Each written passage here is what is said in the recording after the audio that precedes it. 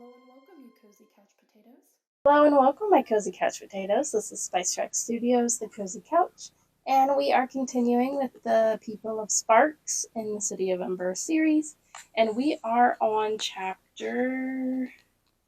continuing with Chapter 16.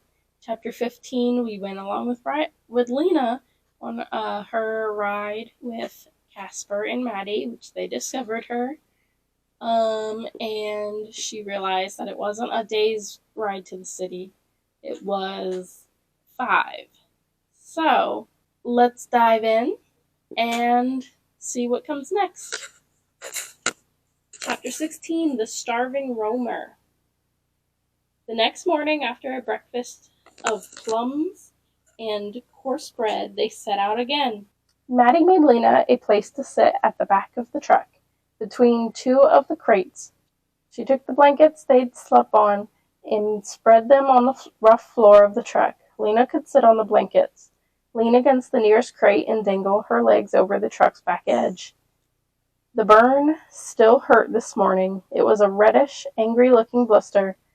After a while, as the sun came up and sweet grassy smells arose from the earth, Lina began to enjoy herself again. She watched the countryside fall away behind the truck. Stretches of brown gold grass as big as the sky, trees like hairy spikes, rocky slopes. I'm a bit stuffy today, sorry guys. And this is how it was for 4 more days. At night, they would find a place by a stream to sleep, if they could find a stream. They passed other ox-pulled cars and trucks on their way, both going their direction and coming back. They would stop and talk with these roamers and sometimes trade with them for food. Casper always asked if they'd been to the city. Very few of them had. The ones that had been there just shook their heads when Casper asked if they found anything interesting. It's a waste of time to go there, they said. Don't bother. Most of the roamers they met had been scavenging in what they called the suburbs, which Lina understood to mean towns that lay around the city. Casper and Maddie hardly spoke to her at all during the day. Around noon, they would stop the truck and get something to eat from the chest of provisions they had brought. At first, there was dried fruit, but they soon used that up. After that, it was travelers' cakes, morning, noon, and night. Casper always went to sleep right after he'd filled his belly. He lay back on the ground and snored. Then Maddie would beckon to Lina with a tilt of her head, and they would walk away from Casper and find a place to sit.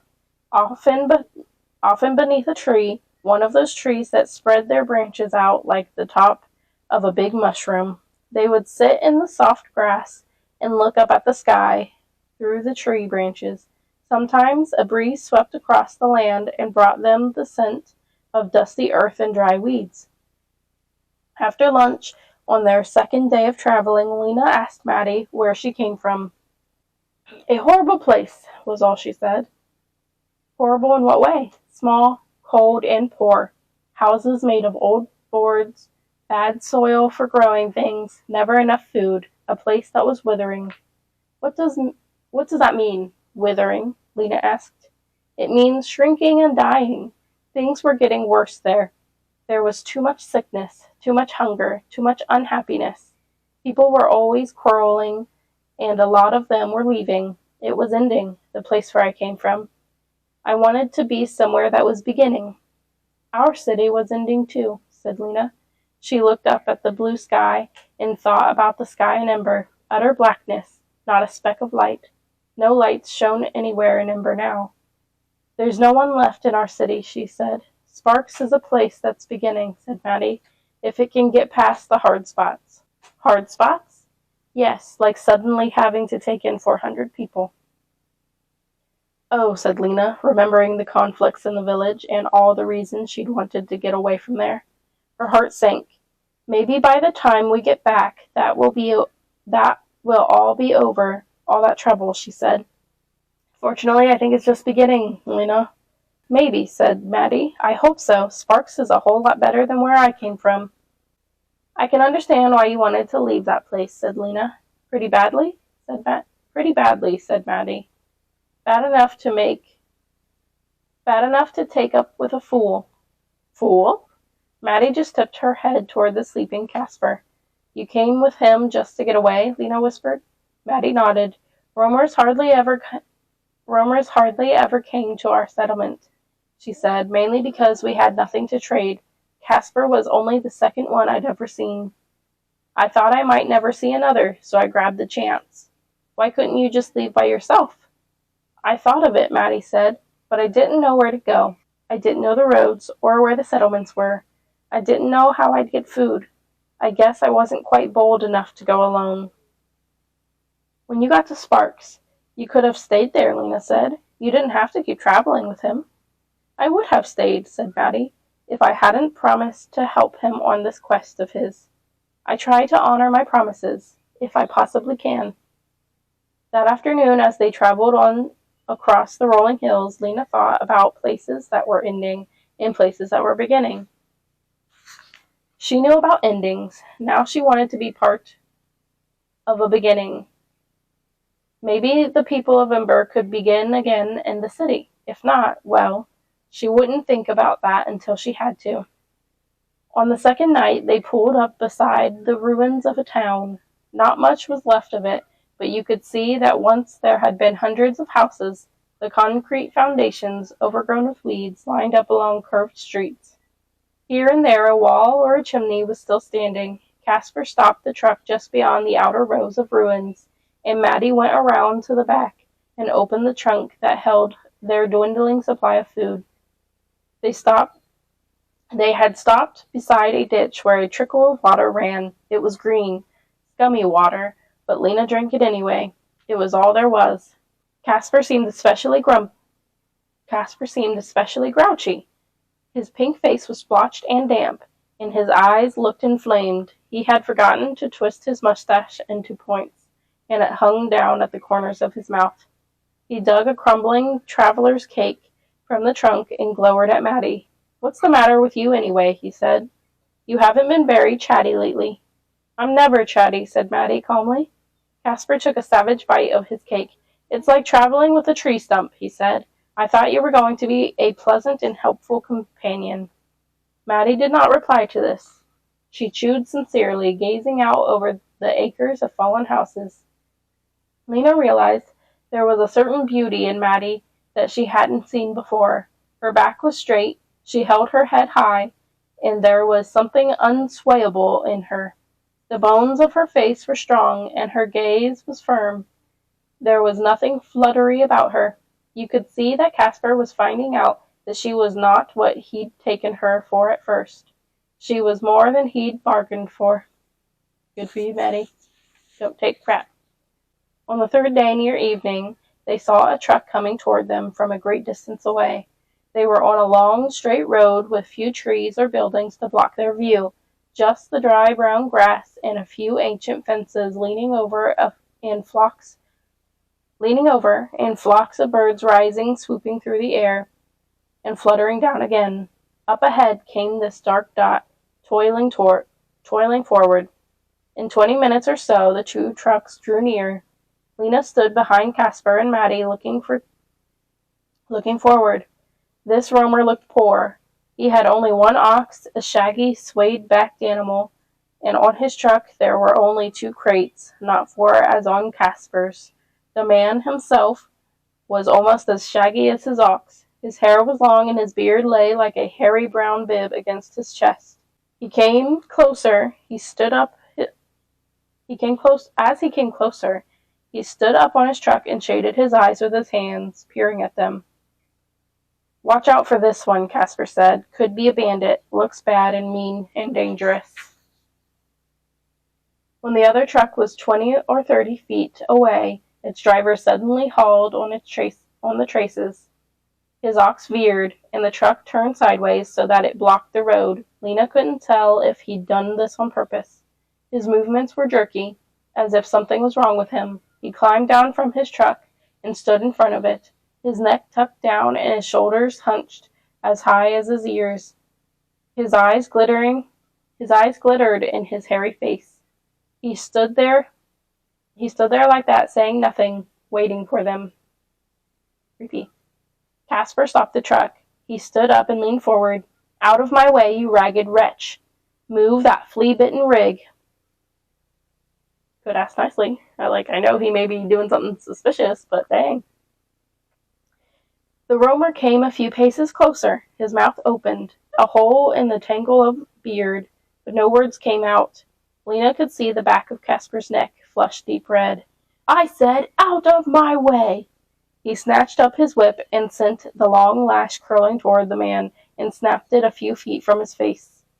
The roamer let out a howl. He lurched toward them. All this happened in only a minute or so. Lina's heart was beating wildly. Was this a bandit? Was he going to attack them? She ducked down behind a crate and peered between the slats. Casper raised the whip again. Come any closer, and I'll cut you to shreds, he shouted. But before he could lash out, Maddie grabbed his arm. Wait, she said. Casper tried to shake her off, but she yanked at him so hard he lost his balance and sat down again. Why not find out what the man wants before you attack him, she said. Casper struggled against her, but she was strong. She managed to wrench the whip out of his hand. Then she jumped down and confronted the other roamer, who had halted just in front of the truck. What do you want from us? She said to him, standing squarely in his path, her hands on her wide hips. Why have you stopped us like this? The roamer backed up a step. He looked at her with his mouth hanging open. He was grubby, Lina saw. His hands and his bare feet were nearly black with dirt. He mumbled something. Maddie bent closer to him. What? He mumbled again. She turned to Casper, who had climbed down from the truck and was approaching with his fists clenched. He says he's out of cakes. She turned back to the man. How long since you've eaten? The man stared at his hands. He had long, filthy fingernails. His fingers twitched. 3 days, he croaked. Just crumbs. 3 days. Well, said Casper, if you think we're going to supply you with food, you're very mistaken. Surely we can spare a couple of cakes, Maddie said. Maddie's so nice. Casper's face was dark red. We cannot, he said. We are on a special mission, extremely important. We need that food for ourselves. All of it. Geez, people from Sparks seem to be very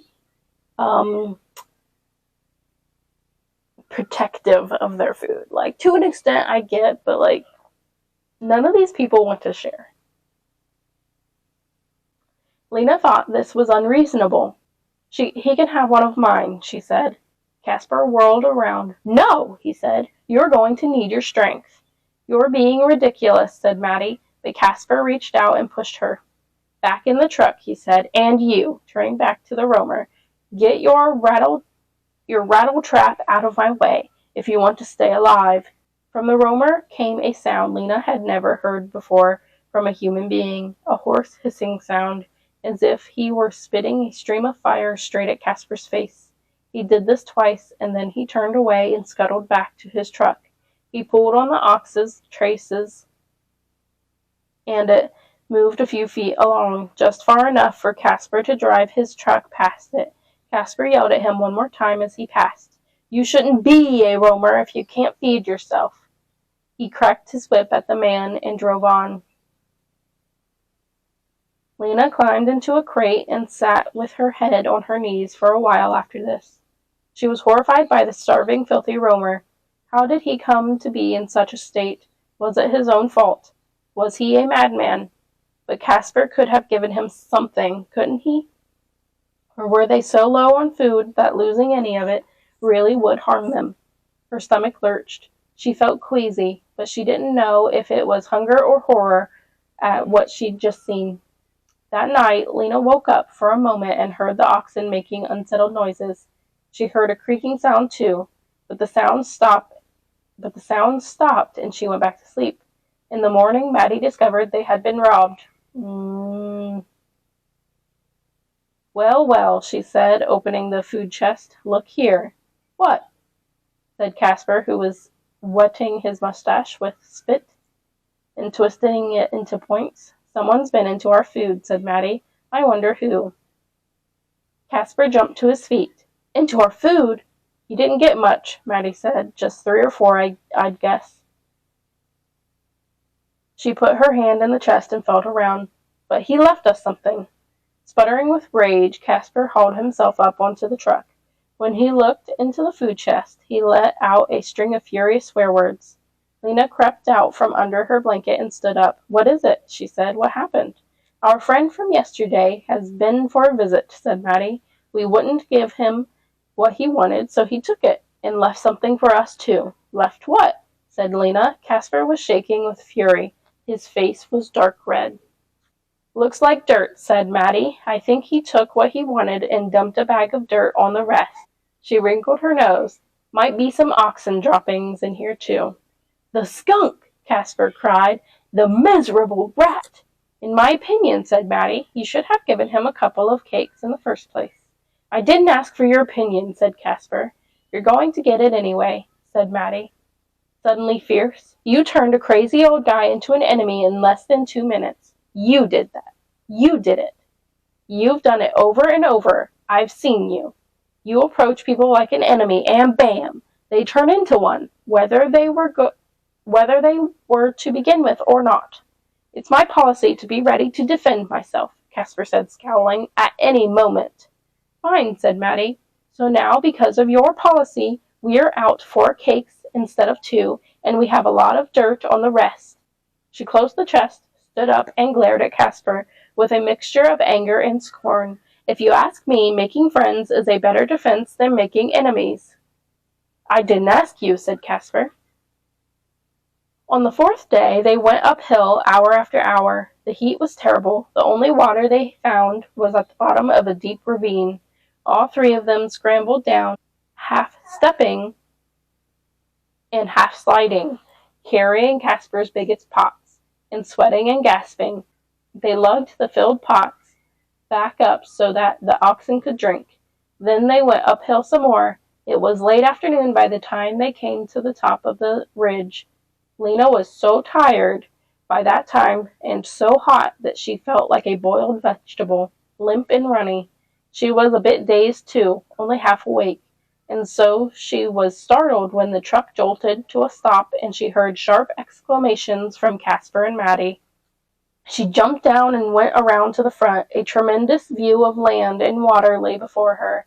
Such immense water she had never seen. Green-blue, glinting in the rays of the late sun, white ripples racing across its surface. To her, it stretched as far as she could see, but straight ahead she could see shore on the other side, green trees covering the ground, and hills rising beyond. "The bay," said Casper. "This means we're almost there. We go around the end of it, and then north." "When do we get to the city?" Lina said. "Tomorrow," said Casper. His wide face broke into a grin, and he laughed his high, weird laugh. He opened and closed his fingers, stretching and gripping, as if he were imagining taking hold of something. We'll be there tomorrow, and then our work begins." All right, my cozy couch potatoes, that is it for chapter 16. I hope you enjoyed this chapter as much as I did, and I hope to see you next time for chapter 17. Bye.